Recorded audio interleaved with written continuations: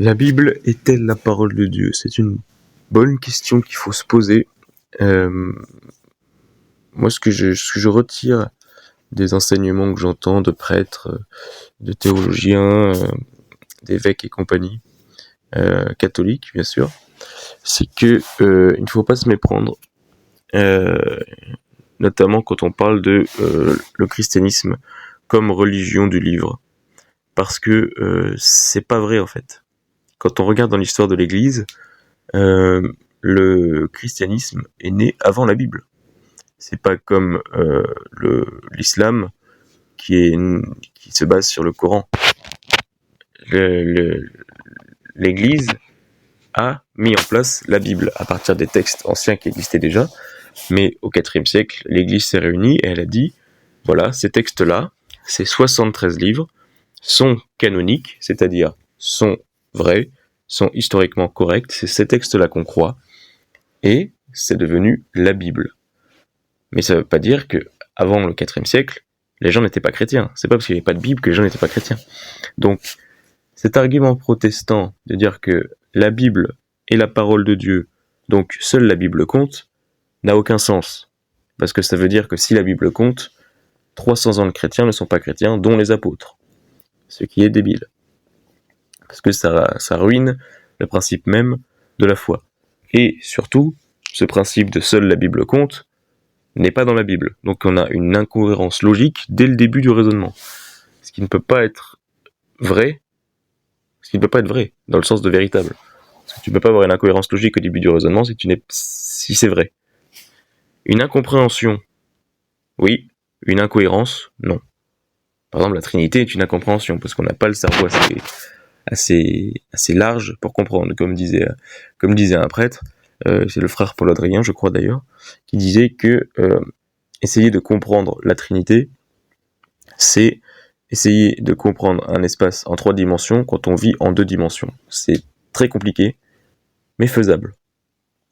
Et c'est pas une incohérence, contrairement à dire que seule la Bible compte.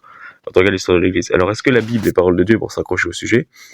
Elle le devient, mais elle ne l'est pas forcément, parce que la Bible c'est un texte, et un texte n'est pas une parole. Tout simplement, par définition, un texte n'est pas une parole. Tout comme Jésus n'est pas une parole. Jésus est Dieu. Jésus est le Verbe, c'est pas la même chose. Mais ça, c'est un autre sujet qu'il faudrait que j'approfondisse pour ne pas dire de bêtises. La Bible n'est pas la parole de Dieu quand elle est interprétée n'importe comment. La Bible devient la parole de Dieu quand elle est interprétée avec le bon prisme, avec l'Esprit Saint qui a été donné dans l'Église universelle, dans l'Église catholique, mais aussi chez nos frères orthodoxes ou dans les églises orientales qui font partie de cette Église universelle, séparée malheureusement, mais qui n'est que schismatique et pas hérétique. Mais en tout cas, la plénitude de la Bible, parole de Dieu, est dans l'Église catholique. Parce que on a cette interprétation-là, on a cette phrase de Jésus, voilà, qui dit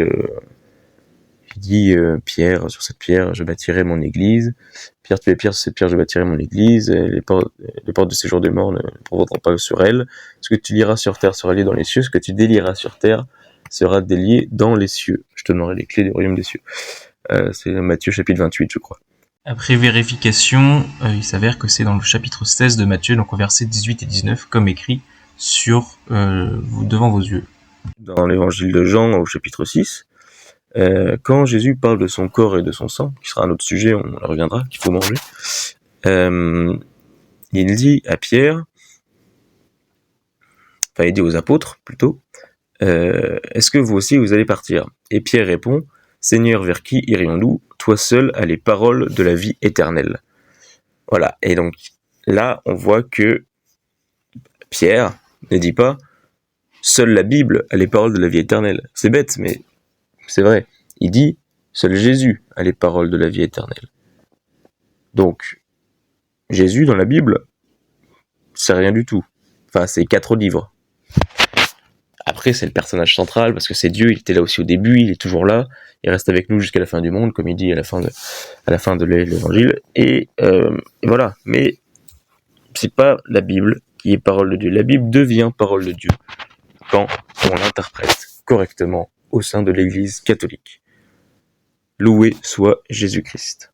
N'hésitez pas à me faire un retour en commentaire pour savoir si ce concept vous a plu et à me laisser de nouvelles questions pour que je puisse y répondre dans de prochains vocaux.